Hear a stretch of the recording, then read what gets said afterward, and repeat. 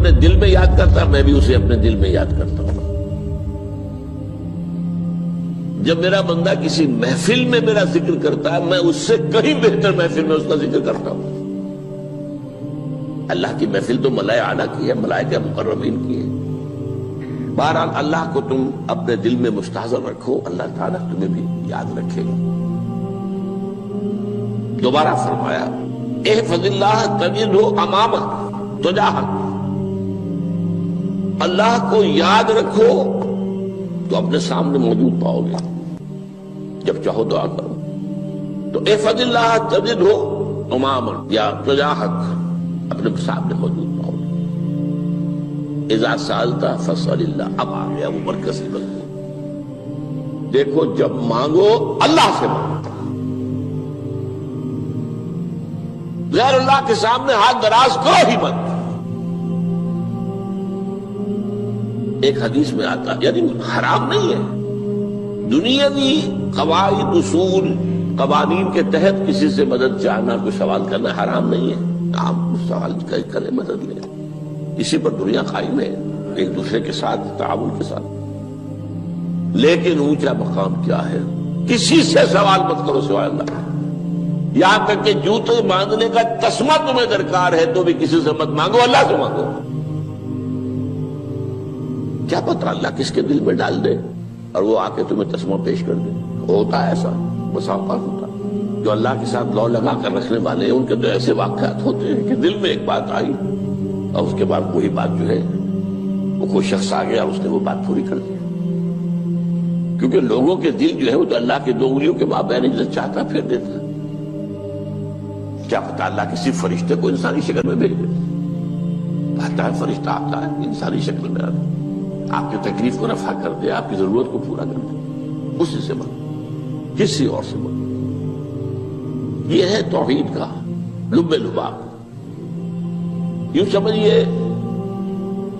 اسلام کی جڑ کیا ہے؟ ایمان. اسلام کا جو خارجی نظام عمل ہے، انفرادی اعمال ہو اجتماعی ہو، ان سب کی روح رواں کیا ہے؟ ایمان. ایک بات ہو گئی. ایمان کا خلاصہ لب لباب کیا ہے؟ ایمان باللہ. جیسے ایمان بالآخرہ بھی ہے، ایمان بالملائکہ ہے، ایمان بالانبیاء ہے، ایمان بالرسل ہے، ایمان بالکتب ہے، ایمان بالقدر ہے. لیکن اصل ایمان، اسی لیے ایمان مجمل میں آپ کو معلوم ہے کسی اور چیز کا ذکر نہیں. آمنت باللہ کما ہوا باسمائہ وصفاتہ وقبلت جمیع احکامہ اقرار باللسان وتصدیق بالقلب. یہ ایمان مجمل ہے. اجمالی طور پر ایمان اس کا نام ہے. ہاں مفصل تفصیلی طور پر آمنت باللہ وملائکتہ وکتبہ ورسلہ والیوم الآخر والقدر خیرہ وشرہ من اللہ تعالی. تو اسلام کی جڑ ایمان، اور اسلام کا سارا جو نظام عمل ہے، چاہے انفرادی اعمال ہو چاہے اجتماعی، ان سب کی روح رواں ایمان. اور ایمان کا خلاصہ ایمان باللہ.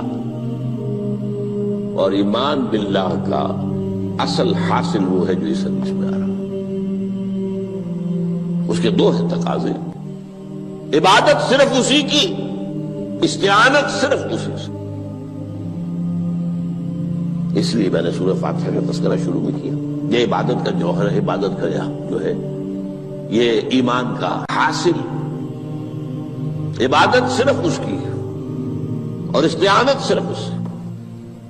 استعانت ہی میں سوال بھی آ گیا، یہ بھی مدد ہے. آپ کسی سے کچھ مدد مالی چاہ رہے ہیں یا کوئی اور مدد چاہتے ہیں، کسی کام میں مدد چاہتے ہیں، جیسے میں نے کہا تھا کہ سفارش کرانا چاہتے ہیں، بھی مدد ہے.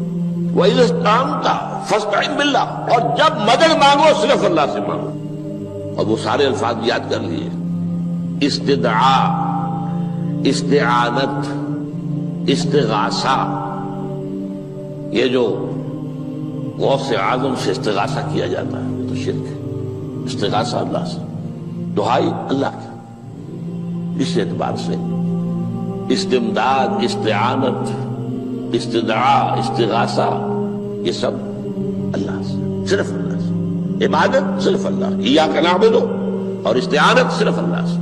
مانگو صرف اللہ سے، جب مدد طلب کرو صرف اللہ سے، اور جان لو اگر تمام لوگ جمع ہو کر تمہیں کوئی فائدہ پہنچانا چاہے نہیں پہنچا سکتے، الا بشیء قد کتب اللہ لک وان اجتمعوا علی ان یضروک بشیء لم یضروک الا بشیء قد کتب اللہ علیک، اگر سب مل کر چاہے تمہیں کوئی نقصان پہنچا دے نہیں پہنچا سکتے مگر وہی کچھ جو اللہ نے تمہارے لیے لکھ دیا۔ اب بتائیے خوف کی جڑ کٹ جائے گی کہ نہیں؟ یہ جو ایمان جو ہے یہ خوف اور حزن دونوں سے نجات دلانے والی بات ہے۔ جو حقیقی مومن ہے وہ اللہ کا ولی ہے، حقیقی مومن وہ اللہ کا ولی ہے، اور الا ان اولیاء اللہ لا خوف علیہم ولا هم يحزنون۔ یہ اولیاء اللہ کو علیحدہ مخلوق نہیں ہے، کوئی ان کے سر پہ سینگ نہیں ہوتے، انسان ہی ہوتے ہیں، لیکن حقیقی معنی میں مومن ان اعتبارات سے جو آج ہم پڑھ رہے ہیں ایمان اس درجے کا پہنچ گیا تو اللہ کا ولی ہے۔ اور لوگ کے لیے خوف کس بات کا ہوگا؟ کس سے خوف کروں؟ اس کے ہاتھ میں کچھ ہے ہی نہیں، اور اگر کچھ اللہ نے میرے لیے لکھ دیا وہ آ کر رہے گا، چاہے میں لاکھ گڑ گڑاؤں اور اس کے سامنے کہ مجھے چھوڑ دے، اگر اللہ نے لکھا وہ آیا وہ تو آئے گا، تو کاہے کو اس کے سامنے گڑ گڑانا، کاہے کو جبرسائی کرنا اس کے سامنے، اور کسی کے ہاتھ میں کچھ ہے ہی نہیں، میرا خیر ہے ہی نہیں، کاہے کو خوشامد کرو اس کی۔ اور سنیے، رفعت الاقلام، دیکھو نوجوان، قلمیں اٹھا لی گئی ہیں، وجفت الصحف، اور جو رجسٹر ہیں صحیفے ان کی سیاہی خشک ہو چکی ہے۔ یہ ہے وہ اللہ کا علم، اس میں ہر شے لکھ دی گئی ہے، اس کی قلم اٹھا لیے گئے۔ جیسے آپ کو معلوم ہے امتحان ہوتا تھا، 3 گھنٹے ختم ہو گئے، اسٹاپ رائٹنگ، بس اب قلم رک جانا چاہیے۔ وہ قلم تو تقدیر کا کاتب جو ہے وہ قلم اس کا اب اٹھا لیا گیا، اور جو صحیفے جن پر کہ لکھا گیا وہ خشک بھی ہو گئے۔ یہ تو روایت ہے جو امام ترمذی نے جس کو روایت کیا، یہ متن ان کا ہے جو ہم نے پڑھا ابھی، اور ان کا قول یہ ہے کہ یہ حدیث حسن صحیح ہے، لیکن یہی روایت اور انہی راوی سے عبداللہ ابن عباس سے رضی اللہ تعالیٰ عنہما اور بھی محدثین نے کی ہے، تو اس میں سے ایک اور متن جو ہے وہ یہاں پر امام نووی نے دے دیا ہے۔ احفظ اللہ تجدہ امامک، یہ تو پہلا وہ ٹکڑا تھا، وقت تو جاہک تھا، یہاں امامک ہے، امام مطلب ایک ہی ہے، اپنے سامنے پاؤ گے۔ اللہ کی حفاظت کرو، اللہ کو دل میں، اللہ کی یاد کو محفوظ رکھو، گویا کہ اللہ کو مستحضر رکھو۔ ذکر اللہ کے معنی کیا ہے؟ استحضار اللہ فی القلب، یہ ذکر اللہ ہے۔ جنہیں ہم ذکر سمجھ بیٹھے ہیں وہ ذکر کے ذریعے اقیم الصلاۃ لذکری، نماز قائم کرو میری یاد کے لیے، نماز ذریعہ ہے یاد کا۔ یہ علیحدہ بات ہے کہ آپ نے 17 رکعتیں بھی پڑھ لی ہو عشاء کی اور یاد آپ کو آئی ہی نہیں کوئی، آپ تو ایک میکینیکل انداز میں جو ہے وہ اٹھک بیٹھک کر رہے ہیں اور آپ کی زبان سے کچھ بھی نکل رہا ہے، تو اس کا آپ کے شعور سے، دل کی گہرائی سے کوئی رابطہ ہے ہی نہیں، وہ ذکر تو نہیں ہوا۔ ہاں نماز فرض تھی وہ ادا ہو گئی، آپ کی ایک فرض ادا ہو گئی۔ تو جنہیں ہم نے ذکر سمجھا وہ ذرائع ذکر ہے، اللہ اللہ سبحان اللہ زبان سے، یہ تاکہ اس کے نتیجے میں وہ ذکر حاصل ہو جائے۔ استحضار اللہ فی القلب، ذکر کے معنی ہے استحضار اللہ فی القلب۔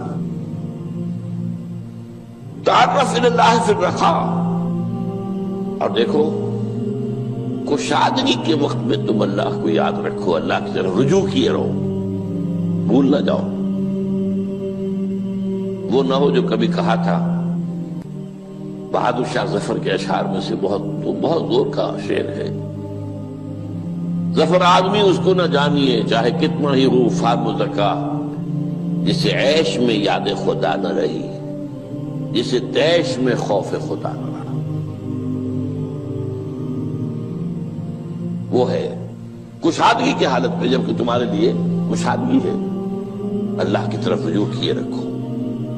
یعرف کا فی الشدہ، تو اللہ اپنی توجہ تم پر رکھے گا شدت کے وقت میں، جب تمہیں کوئی تکلیف ہے اس تکلیف کو تم پر آسان کر دے گا۔ تکلیف تو آنی ہے، جو لکھی ہوئی ہے وہ تو آئے گی، لیکن یہ کہ اللہ تعالیٰ اس کی شدت کو، ایک ہی چیز ہے جس کو ایک انسان بہت شدت کے ساتھ محسوس کر رہا ہے، دوسرا آدمی اتنا نہیں محسوس کر رہا ہے، احساس کا معاملہ ہوگا نا۔ وہ تو اصل میں اگر انسان کی نرز کٹی ہوئی ہے تو احساس ہوگا ہی نہیں، سر سے نہیں ہوگا۔ تو اس اعتبار سے اللہ تعالیٰ تمہارے لیے وہ شدت کی کمی کر دے گا۔ وَاعْلَمْ أَنَّمَا أَخْطَأَكَ لَمْ يَكُنْ لِيُصِيبَكَ، اور جان لو جو چیز تم سے چھوٹ گئی ہے، رہ گئی ہے، وہ ہرگز تمہیں ملنے والی نہیں تھی۔ اب آپ نے کسی ملازمت کے لیے درخواست دی ہے، درخواستیں مانگی گئی ہیں، اپنی سی محنت کر لی، نہیں ملی ملازمت، اب آپ بیٹھے ہوئے افسوس میں، رنج میں، غم میں، فلاں نے یہ کر دیا، فلاں نے یہ کر دیا، وہ فلاں جو ہے بڑی تکڑی سفارش لے آیا تھا، فلاں نے رشوت دے دی۔ چھوڑو میاں اس کو، وہ تمہارے لیے نہیں تھی۔ کاہے کو اپنے ذہن کے اندر یہ کھچڑی پکا رہے ہو بیٹھے ہوئے؟ خواہ آپ شاید سوء ظن میں بھی مبتلا ہو رہے ہو، کسی نے نہ رشوت دی اور آپ سمجھتے ہو کہ رشوت دی ہے اس نے۔ یہ ساری چیزیں جو ساری سیئات، ان کی جڑ کٹ جائے گی۔ وَاعْلَمْ أَنَّمَا أَخْطَأَكَ لَمْ يَكُنْ لِيُصِيبَكَ وَمَا أَصَابَكَ، جو چیز تم پر آ گئی، لَمْ يَكُنْ لِيُخْطِئَكَ، ہو ہی نہیں سکتا تھا کہ وہ تم پر نہ آ۔ یہ کر لیتا تو ہو جاتا، شاید یہ کر لیتا، میں نے ٹیکا پہلے لگوا دیا ہوتا تو یہ بات نہ ہوتی۔ بھائی وہ جو ہونا تھا وہ ہونا تھا۔ اب یہ وہ چیز ہے جس سے انسان میں کیفیت پیدا ہوتی، تسلیم و رضا۔ ہم بھی تسلیم کی خو ڈالیں گے، بے نیازی تیری عادت ہی صحیح، اے اللہ جو تو نے چاہا مجھے قبول ہے۔ اسی لیے میں نے آپ کو آیتیں سنائی سورہ تغابن کی، ما اصاب من مصیبت الا باذن اللہ، کوئی مصیبت نہیں آتی مگر اللہ کے اذن سے۔ وَمَن یؤمن باللہ یہدی قلبہ، جو اللہ پر ایمان رکھتا ہو اللہ اس کے دل کو ہدایت دے دیتا ہے۔ ہدایت کس بات کی؟ تسلیم و رضا۔ سر دوستاں سلامت کہ تو خنجر آزمائی، نہ شبد نصیب دشمن کے شبد ہلاکت دیگت۔ اے اللہ تیری طرف سے ہے، مجھے قبول ہے، اور بظاہر مجھے تکلیف ہو رہی ہے لیکن یقیناً اس میں میرا کوئی خیر ہے۔ بیدک الخیر، تیرے ہاتھ میں تو خیر ہی خیر ہے، جو بھی تیری طرف سے آئے۔ سر تسلیم خم ہے جو مزاج یاد میں، اور یہ مضمون جو ہے زیادہ بڑے پیمانے پر سورہ حدید میں آیا ہے۔ ما اصاب من مصیبت فی الارض ولا فی انفسکم الا فی کتاب من قبل ان نبرأها، کوئی مصیبت نہیں آتی نہ تمہاری جانوں میں نہ زمین میں، زمین میں زلزلہ آ جانا، سیلاب آ جانا، کچھ اور زمین کا دھنس جانا، یا یہ ہے کہ تمہاری جانوں میں کوئی بخار ہو گیا، کوئی اور تکلیف ہو گئی، اچانک معلوم ہوا کہ انسان کو کینسر ہے اور کینسر بھی اب 3rd سٹیج کو پہنچ چکا ہے، لیکن جو بھی آیا ہے وہ اللہ کے علم کی کتاب میں پہلے سے لکھا ہوا ہے۔ فی کتاب من قبل ان نبرأها، یہ کتاب میں درج ہے اس سے پہلے کہ مجھے ظاہر کریں۔ اس کا نتیجہ کیا نکلنا چاہیے؟ لیکن لا تاسوا علی ما فاتکم ولا تفرحوا بما آتاکم، افسوس نہ کیا کرو جو تم سے جاتا رہے، چھوٹ جائے، کوئی عزیز فوت ہو گیا، کوئی موقع ہاتھ سے نکل گیا، ارے بھائی میں چوک گیا، بڑا موقع تھا، اب اس پر افسوس کر رہے ہیں۔ نہیں، جو چیز لیکن لا تاسوا علی ما فاتک ولا تفرحوا بما آتاک، جو اللہ تمہیں دے دے اس پر اتراؤ مت۔ وما اصابک لم یکن لیخطئک واعلم ان النصر مع الصبر، اور جان لو اللہ کی مدد صبر کے ساتھ آتی ہے، جو آئے اس کی طرف سے جھیلو، زبان پر کلمہ شکوہ اور شکایت نہ آئے، اللہ سے شکایت نہ آئے، تسلیم و رضا، جو تیری رضا ہے۔ تیری صحت ہمیں منظور ہے لیکن اس کو، مولانا محمد علی جوہر ایک مرتبہ جیل میں گئے، ایک بیٹی بیمار ہوئی، فوت ہو گئی، اس کے بعد دوسری مرتبہ پھر جیل میں گئے، دوسری بیٹی کو وہی بیماری ہوئی، جیل میں اطلاع ملی کہ بیٹی کو یہ بیماری ہو گئی ہے، تو خط لکھا ہے اشعار کی شکل میں، کا آخری شعر یہ ہے: تیری صحت ہمیں منظور ہے لیکن اس کو نہیں منظور تو پھر ہم کو بھی منظور۔ ہم تو چاہتے ہیں میں بیٹی کے تجھے شفا ہو جائے، اسے منظور نہیں تو پھر ہمیں بھی بتا۔ وَاعْلَمْ أَنَّ النَّصْرَ مَعَ الصَّبْرِ وَأَنَّ الْفَرَجَ مَعَ الْكَرْبِ۔ فرج، فراخی، کھل جانا کسی چیز کا، یہ ہے کرب کے ساتھ، تکلیف کے ساتھ، تکلیف ہوتی ہے ساتھ۔ اللہ نے قانون بنایا ہے دنیا کا۔ اب آپ اندازہ کیجئے بچے کی ولادت میں ماں کو کتنی تکلیف اٹھانی پڑتی ہے۔ آج کل تو فیشن ہو گیا ہے، سیدھے سیدھے جاؤ، آپریشن کراؤ، تکلیف سے بچ جاؤ، لیکن یہ ہے کہ یہ بھی آپ کے علم میں ہوگا، وہ ساری تکلیف جیسے ہی بچے کو لا کر ماں کے برابر لٹایا ہے، ساری تکلیف ختم، پھر جو راحت اسے میسر آتی ہے۔